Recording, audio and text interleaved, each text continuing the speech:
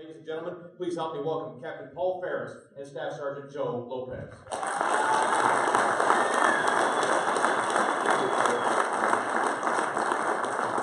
Good morning. If there's any leadership lesson learned for today, it's make sure your subordinate carries the heavier object. My name is Captain Paul Ferris. I'm part of the 36th Rescue Squadron here at Fairchild Air Force Base. My primary role here is to be a pilot and operate for the survival school. Staff Sergeant Joe Lopez. I'm a special missions aviator. That's for you. Thank you. Pretty much, it's 3 jobs put into one job. It's flight engineer, loadmaster, and aerial gunner. So my responsibility is employing weapon systems in the back and also the rescue devices that we have here today. So really our role here at Fairchild is to support the survival school. And if you talk to any SEER instructor, they'll tell you it's all about personnel recovery. Our main mission is to take a student or an aviator and basically train them up from if they were to exit their aircraft via parachute, be on the ground, vector ascent, and then ultimately lead to a recovery. However, we're also part of the National Search and Rescue platform here in the Pacific Northwest. And on occasion, we will get calls to go and launch on a search and rescue. Today, Staff Sergeant Lopez and I would like to tell of 2 very different stories, our lessons learned and the personal reflections that we have from those stories. Free water. So on October 10th, it was pretty much like any other day. It was actually a squadron down day, which is pretty nice for my day off. I woke up, didn't realize that I was going to end up saving my life by the end of the day. So I started the day off pretty much going shooting with a couple coworkers, and then later on towards the afternoon, ended up working out at the squadron gym. So I was working out halfway through my warm-up set, all amped up off the pre-workout, ready to go, and I see 2 individuals walking out in flight suits. Kind of intrigued me because, oh, hey, it's our down here. Well, what are you guys doing? There's no scheduled flights. I went out there and I asked them, hey, what's going on? Hey, Joe, we have rescue. Oh, awesome, sweet. I'll grab my flight suit. So I rushed back home, grabbed a kid, grabbed a wife. Hey, gotta go. Sorry, you gotta work out early. Going home. Got the flight suit on. Pretty much drove as fast as I could back over to the squadron and grabbed my gear and headed out to the helicopter. Within 50 minutes of the time of the notification to skids up of us taking off, it was only 50 minutes. So I mean, that's pretty impressive considering the fact that most of us, the 2 pilots and myself, were all notified last minute. So we had limited knowledge of what the survivor was, where he was, and his condition, which it's kind of hard for us as far as relaying that information to the medic for us to prepare the certain medical equipment necessary to extract and recover the survivor. So upon reaching the location, we were met with by multiple emergency vehicles on the side of a cliff face. To give you a quick description of it, so emergency vehicles are up here on top of the road with their lights on. We were quickly able to spot the survivor on a small 5x5 area that was flat. He was wrapped in a space blanket, and there's 2 or 3 other emergency personnel that were with him, about 600 feet down. Everything else was pretty much steep cliff, or it was at least steep rocks and jagged. It was horrible terrain. So we did multiple approaches above the survivor to try to get as much situational awareness as possible. There was 3 limiting factors and challenges that we needed to overcome. The first one was wind. Doing multiple approaches above the survivor, trying to get a good picture of where he was at, how we were going to execute this, and what kind of approach we were going to use. The winds were just tossing us around. We tried multiple approaches from the north, from the west, from the east, but all of them were just pretty much throwing us around. Second was trees. Within 50 feet of the survivor, there was pretty much 100-foot trees, and our diameter of our rotor is pretty much 50 feet, so you can only imagine that in order to recover him, it would have to be a 100+ foot hover in order to get him out. And then also visibility. So we had night vision goggles with us during that time, but at the same time, it was during sunset. So on MVGs, our goggles were pretty much gained out because we were picking up the sunset, and off of MVG was pretty much pitch black because it was the sunset was happening behind the mountain. So it made it a really bad situation for us. So we ended up using our aircraft external lights to end up lighting up and illuminating the survivor. So some personal challenges I faced as far as picking up the survivor. Grab the strips here.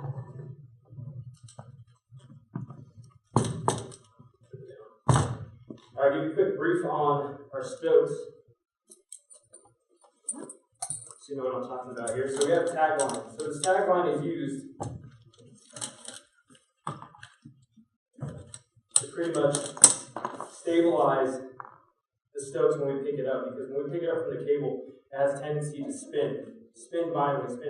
So we use this tagline with ground personnel to help secure it. Well, that day, because of the flat or for the steep terrain, the medic was able to move. Because of the big trees, we weren't able to move. So it was making this pretty much inoperable.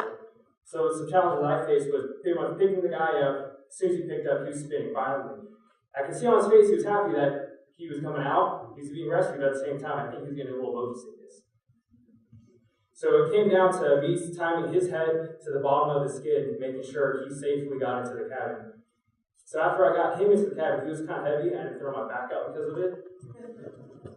We ended up using our force penetrators, 3 paddles, 3 seats. Pretty much 3 people can sit on it. We ended up lowering this down to pick up the medic. So after we ended up successfully bringing the survivor up into the cabin, we coordinated with the hospital for a hospital pad landing on top of the roof, where we were met with medical personnel to cover them. So my story is very similar in how my day started with compared to Sergeant Lopez's. It was a standard day. We were doing a hoist line for the students, hoisted about 35 SEER students when we got a call and notification of a possible search and rescue in effect. We were told we needed to land early, and upon landing, we were met by the operations superintendent as well as our squadron commander, letting us know there's about a 55-year-old man who had been lost for two days north of Coeur d'Alene on Lake Ponderay. You'll see the picture behind me. We didn't really realize the terrain at the time, but upon launching on the search and rescue, I was thinking in the back of my mind, I've done this before. I've seen these before, and sometimes the consequences are not how you want them to turn out. So we got to the location, and immediately we met with the sheriff and landed and talked to him. And the sheriff, you can see that picture behind me. There's some rolling terrain with the trees. Well, they had scoured that for the past 2 days on four-wheelers and by foot, but they weren't able to find this gentleman.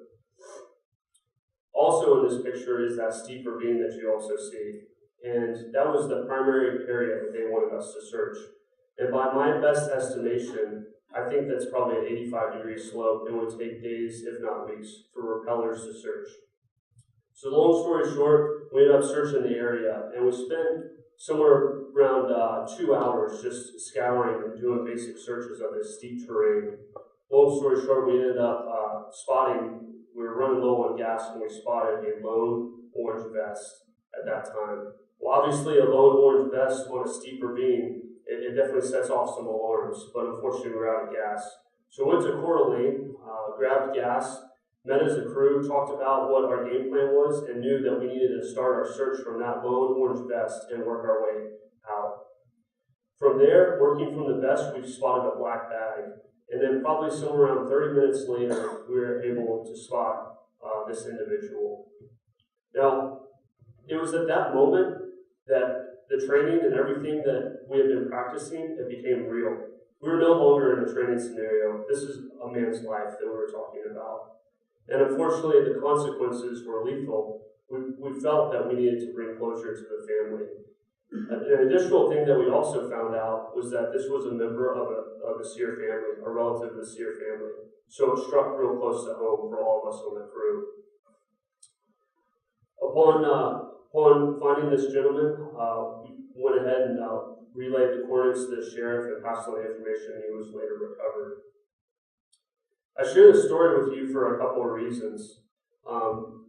There's a couple lessons learned that came out of this. For us, we've been hearing about feedback all this morning, and there's one crucial part of the story that I left out that I think contributed to bringing closure to this family, and that is promote feedback and be willing to listen as a leader.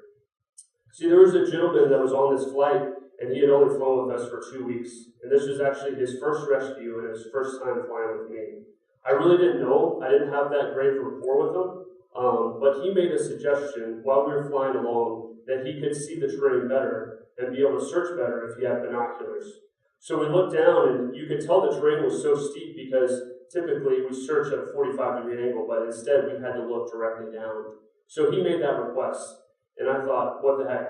Or for a lane, I'm going to stop and ask one of the maintainers if they have binoculars. Thankfully, they did have binoculars, and we were able, I think, by that decision and by that gentleman speaking up and saying something, to actually locate this individual. Now, you might be thinking, wow, well, Paul, I don't really fly helicopters. We don't do search and rescue missions. I get it.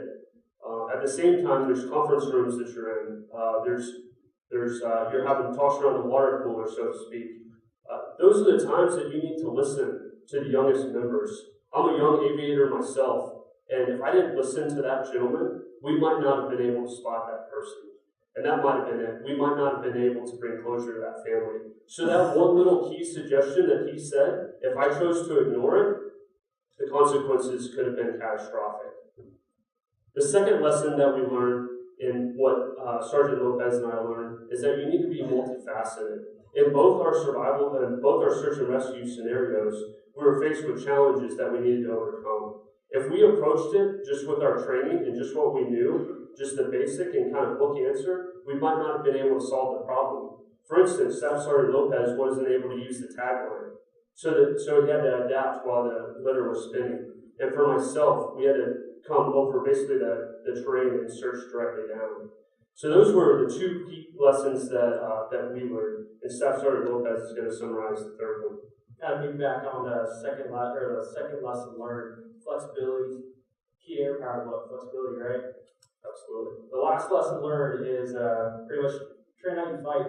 You know, you hear that a lot. You hear that a lot, in the military. But think about it. It sounds a little cliche. Train how you fight. If I didn't sit there and train for 9 months in order to successfully pick up and recover the survivor, it probably would have been a positive outcome. During the 9 months of my training, my instructors put me through different stress-induced situations. They put me through emergencies, different scenarios on which I was faced, which thankfully one of my instructors did. He said, hey, Joel, why don't you go ahead and run out this Storytellers tagline, see how much it spins. So he's the one who taught me how to, all right, well, this is what you do. Put your foot out, or you can sit there and time the head for it, which I was able to safely execute that. So with that, train how you fight, take your CBT seriously. So Sergeant Lopez brings up a good point, and my mom used to tell me always in grade school I wasn't much of an academician. I'm a helicopter pilot. We move a lot slower than these guys that fly around in the 135s. My brain moves a lot slower. She told me, she said, hey, by preparing to fail, you might as well fail to prepare. And she's going to mix that up. But long story short, that training that we got, you can employ that at any time, but you need to be able to adapt and overcome. We're honored to be here, and we're grateful that we can share our stories with you, and we hope that you're impacted. Even more so, it's such an honor to be a part of the 36th Rescue Squadron. Not only serving the SEER School, but being able to launch one of these missions. Our squadron patch says that others may live, and that's a motto that we take very seriously in the 36th. It's a day-by-day thing. We know that there might be people that are isolated that we're training right now and have to come up with scenarios where they can live. We live in that, and we want that for each person, and we try and live that out every day. But it's in those search and rescue scenarios that we're really put to the test. Thank you so much for your time.